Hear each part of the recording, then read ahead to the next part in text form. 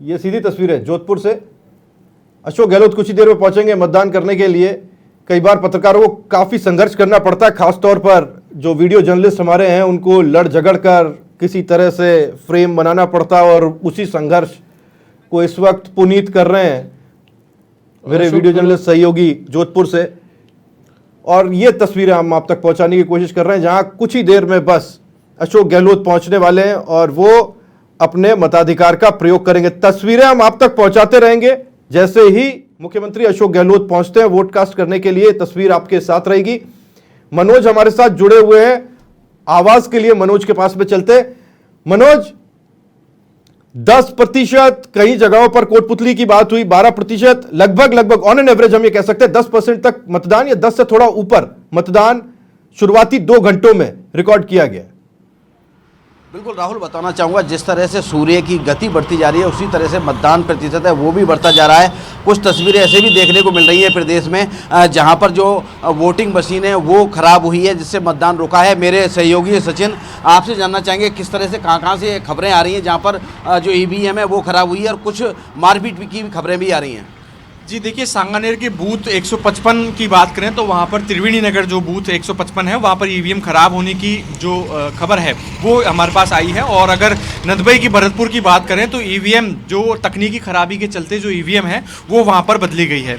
और अगर पार्षदों से वहाँ पर मारपीट की बात करें तो अगर सरदार शहर की बात करें तो पार्षदों के साथ जो है वो मारपीट की गई है। पार्षद प्रतिनिधि है आसिफ खोखर, उनके साथ में 5-7 लोगों ने जो मारपीट है उसकी खबर यहाँ पर आई है। और वोट प्रतिशत जैसा कि आप बता रहे हैं कि जयपुर की जो 19 विधानसभाएं हैं उसमें जो वोट प्रतिशत है वो अभी जारी कर दिया गया है। 9 बजे तक का जो वोट प्रतिशत है आपको यही रोकेंगे मनोज, सीधा जोधपुर ले चलते हैं। जोधपुर में अशोक गहलोत पहुंच चुके हैं इस गाड़ी के अंदर सवार होकर, और अब वो अपना वोट डालने के लिए पहुंच चुके हैं। ये सीधी तस्वीरें जोधपुर से आप देख पा रहे हैं, जहां पर अशोक गहलोत राजस्थान के मुख्यमंत्री अपने मताधिकार का इस्तेमाल करने के लिए, मताधिकार का प्रयोग करने के लिए जोधपुर पहुंचे हैं।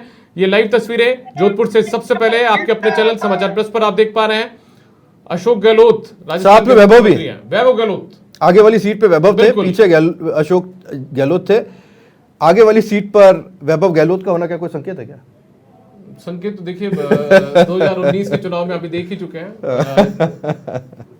पिताजी विधायक का चुनाव लड़ चुके थे और उसके बाद में 2018 में और 2019 में बेटे ने सांसद का चुनाव लड़ा था। हालांकि जीत हार तो जनता तय करती है, लेकिन ठीक है, आज खुद की जीत खुद की हार भी खुद ही को तय करनी है। खुद वोट डालने के लिए पहुंचे हैं परिवार के सदस्यों के साथ। और ये सबसे पहले तस्वीरें आप देख पा रहे हैं, अशोक गहलोत हैं, उनकी धर्मपत्नी उनके साथ हैं, उनके पुत्र वैभव गहलोत हैं और बहू उनकी अभी तक दिखाई नहीं दी है मुझे तस्वीरों में, वो भी जहाँ तक मुझे लगता है साथ होंगी ही। वोट कास्ट करने के लिए पहुंचे, जोधपुर में ही वो अपना मतदान करेंगे। और ऐसा बताया जा रहा है कि शायद वोट कास्ट करने के बाद में, अपने मताधिकार का प्रयोग करने के बाद में, फिर वो आज ही जयपुर का रुख करेंगे।